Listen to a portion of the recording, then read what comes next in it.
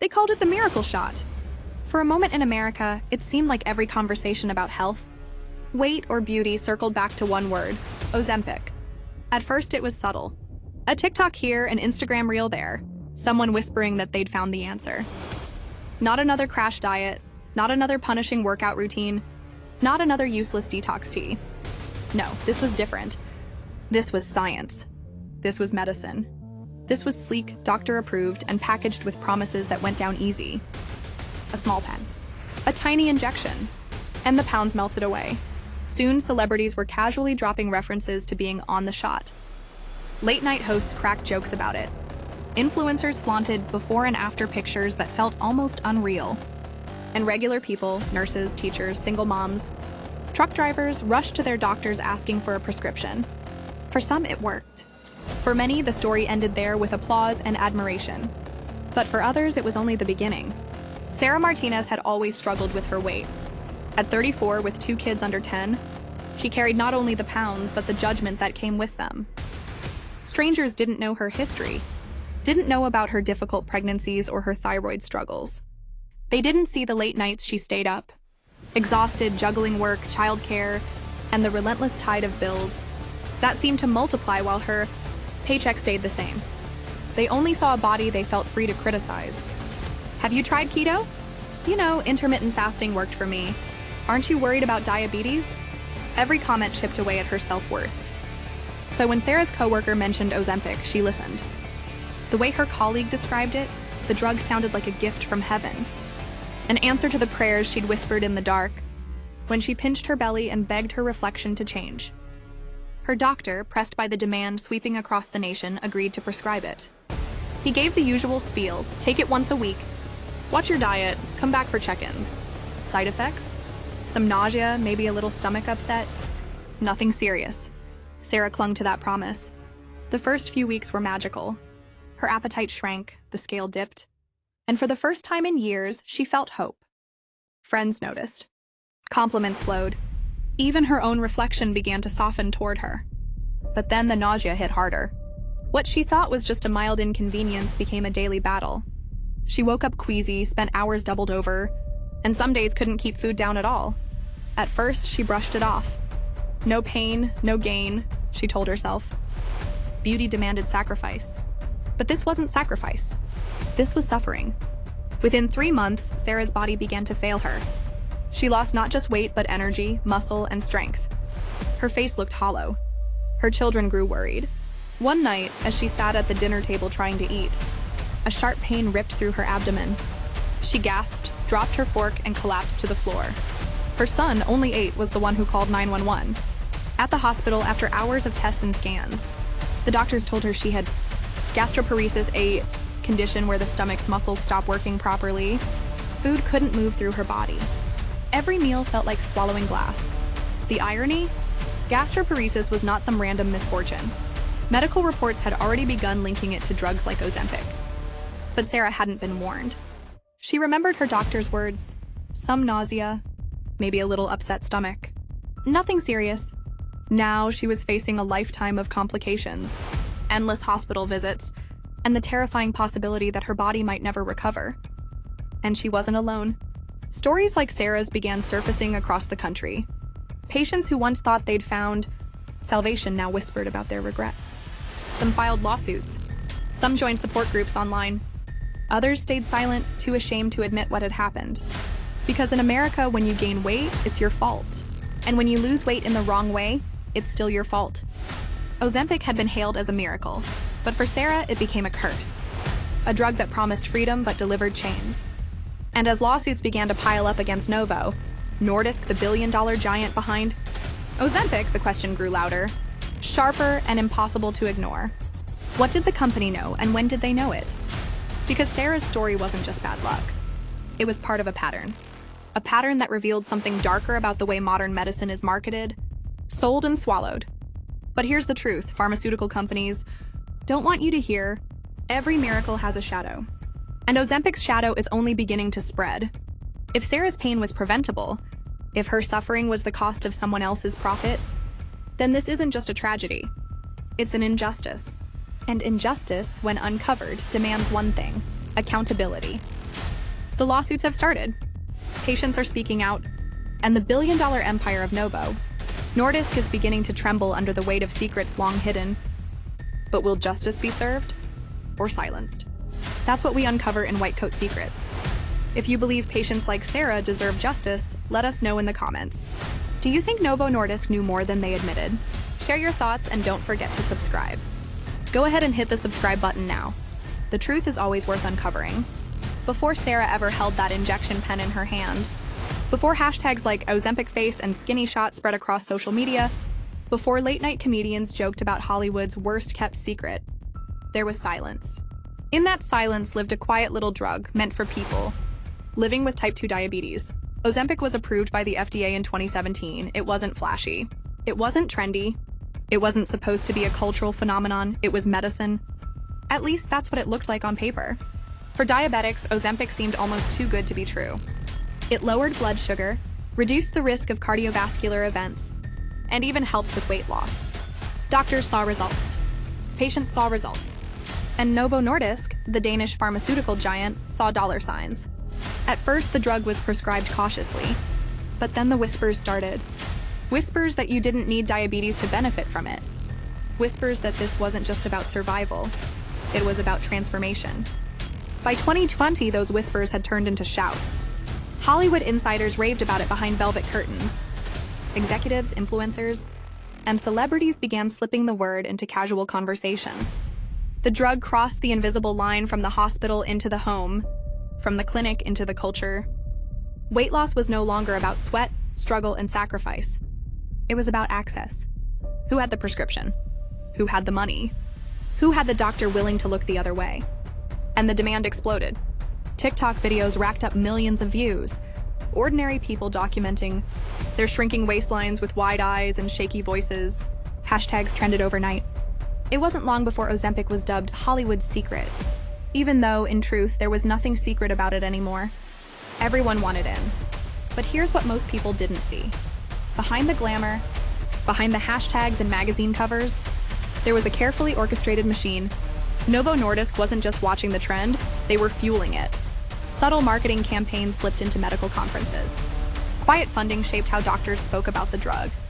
And while regulators technically forbade pharmaceutical companies from promoting drugs for uses not officially approved, what's known as off-label marketing, the company didn't need to run ads. They had the internet. They had influencers.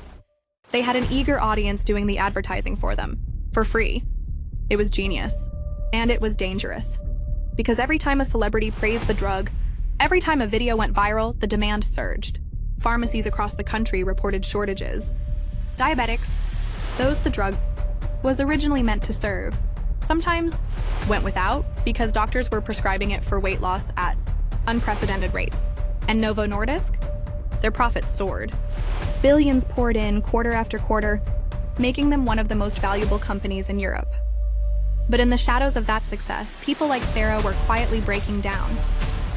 The lawsuits hadn't started yet, but the warnings were already there. Medical journals began reporting cases of severe gastrointestinal issues, unexplained stomach paralysis, and other long-term complications. Patients complained of vomiting, dehydration, and pain that doctors often dismissed as temporary side effects. Temporary. Except they weren't. Still, the machine roared forward. And America, hungry for transformation, desperate for quick fixes, fed the fire. It wasn't just about health anymore.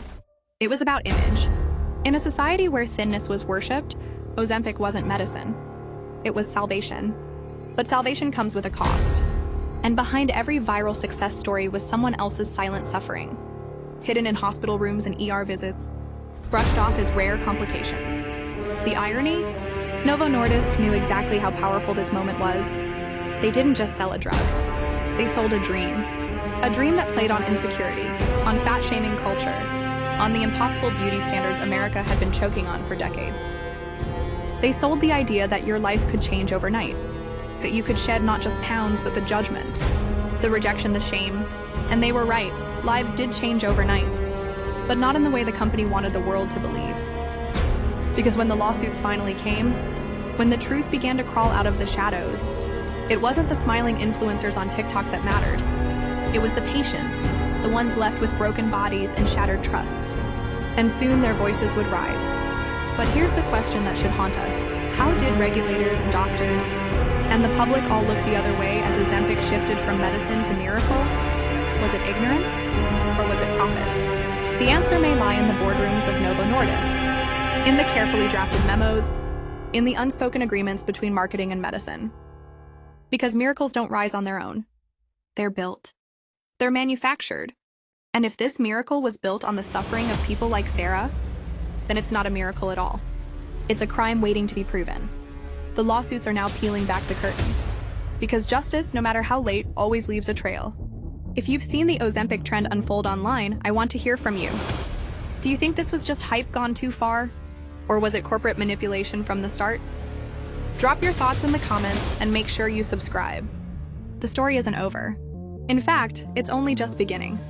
The courtroom smelled faintly of polished wood and old paper. Reporters lined the backbenches, their laptops open, fingers hovering like vultures. Every seat was filled, every eye fixed on the doors where the first wave of plaintiffs shuffled in. Among them was Sarah. She was thinner now, gaunt from months of nausea and pain. The sparkle in her eyes had dimmed, but her resolve burned brighter than ever. She clutched a notebook in her lap, her fingers trembling not from fear, but from determination. This wasn't just her story anymore. It was hundreds. Soon thousands. The judge entered, robes swaying, face grim. The murmur of voices dropped instantly into silence. The bailiff's booming announcement echoed through the room. All rise! And so it began. On one side sat Novo Nordisk's lawyers, a phalanx of sharp suits, polished shoes, and silver cufflinks that gleamed under fluorescent lights. Men and women handpicked from the most expensive law firms in America. They were armed with binders thick as bricks, charts, graphs, clinical trial data, and a strategy designed not to win sympathy, but to crush it. On the other side sat the plaintiffs, ordinary people, a retired teacher from Ohio, a single mother from Texas, a college student from California. Their lives different, but their stories eerily similar. The injections, the nausea, the vomiting, the ER visits, the words gastroparesis, paralysis, irreversible damage etched into their medical charts like scars. The first witness was called. Her name was Maria, 53 years old. Once vibrant, once healthy. She walked slowly to the stand, leaning on a cane she hadn't needed before Ozempic. Her voice cracked as she raised her right hand, swore the oath, and took her seat. Her attorney, a wiry man with fire in his eyes, approached. Maria, he began gently, can you tell the court what life was like before you were prescribed Ozempic? Her voice wavered, but she spoke. She spoke of joy, of family dinners, of running after her grandchildren in the park. She spoke of her diagnosis, type 2, diabetes, and how her doctor had assured her this drug wasn't just treatment, but freedom. Then came the turning point. The nausea began in the second month, she said, tears slipping down her cheeks. At first I thought it was nothing. Then I couldn't keep food down. I couldn't keep water down.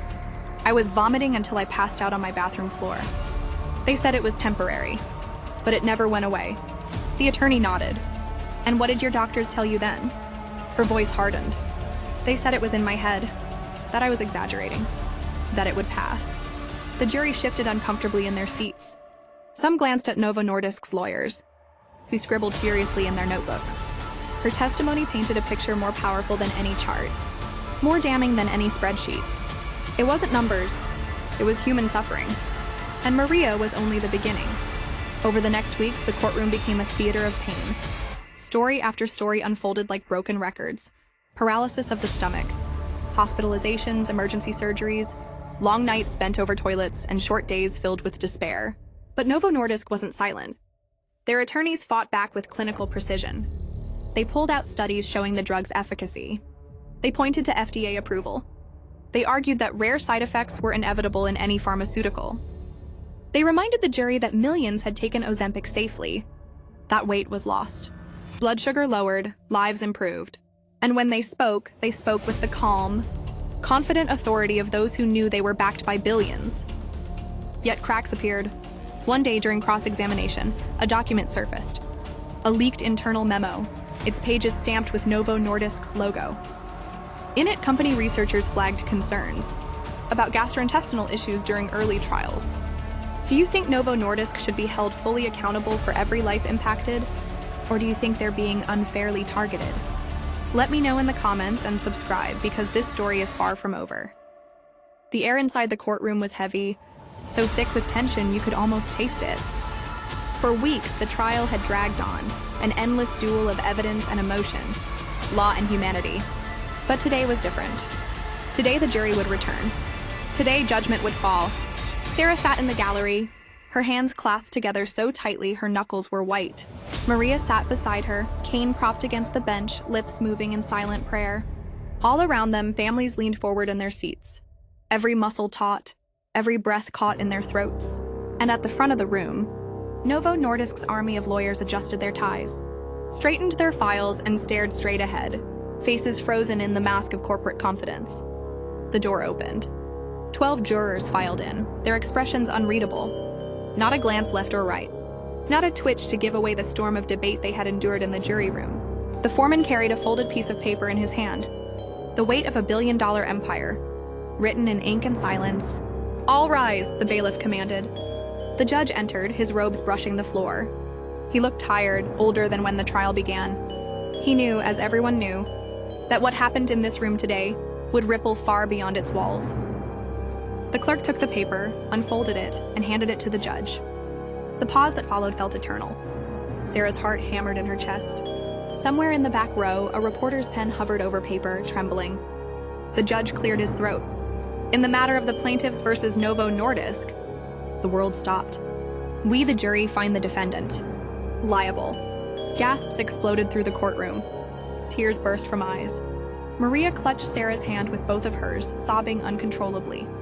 Cameras clicked furiously as reporters scrambled to capture every word, every reaction. The damages were read next. Hundreds of millions, set aside not just for medical bills, but for pain, for suffering, for lives permanently altered by a drug that promised salvation and delivered devastation. Novo Nordisk's lawyers sat stone-faced, but their empire cracked in that moment. Their billions couldn't silence the verdict. Their power couldn't bury the truth anymore. For the first time, the people had won. But victory, as always, was complicated. Outside the courthouse, the plaintiffs gathered in a huddle, arms around one another. The cameras swarmed, microphones shoved into their faces. Sarah spoke for them all. "This wasn't about money," she said, her voice shaking with both exhaustion and triumph. "This was about truth, about accountability, about making sure no one else goes through what we went through in silence." Her words spread like wildfire. That night, every major news outlet led with the story. Anchors declared it a turning point in pharmaceutical history. Commentators debated whether this was justice or a dangerous precedent. Hashtags trended worldwide. Ozempic verdict, justice for patients, the whitecoatsecrets. And in boardrooms across the globe, pharmaceutical executives stared at their own product portfolios with unease. If Ozempic could fall, what else might crumble? For Novo Nordisk, the fallout was immediate. Stock prices plummeted. Investors fled. Whispers of federal investigations grew louder. Former employees came forward, some anonymously, some publicly, confirming what the trial had unearthed. That warning signs were ignored, that profits came before people, that silence was bought and paid for. And yet, for all the celebration, for all the headlines declaring victory, Sarah knew the truth was more complicated. Her body was still broken. Maria still walked with a cane. Hundreds of others still faced surgeries, feeding tubes, irreversible damage. The verdict could punish Novo Nordisk, but it couldn't rewind time. It couldn't give them back the lives they had before those injections. Justice was real, yes, but justice was also imperfect. Weeks later, Sarah returned to her hometown. Her neighbors greeted her not as a victim, but as a survivor. She had become a voice for those who couldn't speak, a symbol for those who thought their suffering would never matter. At a local community center, she gave a talk. The room was full. Mothers, fathers, patients, students, doctors. She held up her old notebook, the one she had clutched through every step of the trial. Its pages were worn, the ink smudged, but it was proof. Proof that stories mattered. Proof that ordinary people could stand against giants. "I never wanted to be here," she told them. "I never wanted this fight. But if my pain can stop even one person from going through what I did, then it means something. Then it matters." Applause thundered. Some stood, some wept. And in that moment, Sarah knew this was bigger than her. The verdict had cracked open a door. Now it was up to others to walk through it. The ripples didn't stop. In Washington, lawmakers cited the trial and hearings about drug safety. The FDA faced scrutiny for what it missed or ignored. Advocacy groups demanded transparency in clinical trials, stronger warnings on labels, more protection for patients. And across kitchen tables, in doctors' offices, in whispered conversations, people began asking questions they hadn't dared before. Do we really know what's in this prescription? Are we guinea pigs for profit? Who do we trust when the white coats we look up to betray us? The trial was over, but the reckoning had only begun. And yet, amidst the chaos, a truth emerged. Silence was no longer an option. Patients would speak, communities would rally, whistleblowers would step forward, because the era of blind trust was ending. Sarah sat by her window one evening, watching the sun dip below the horizon. The verdict had given her closure, but also responsibility. She wasn't just a patient anymore.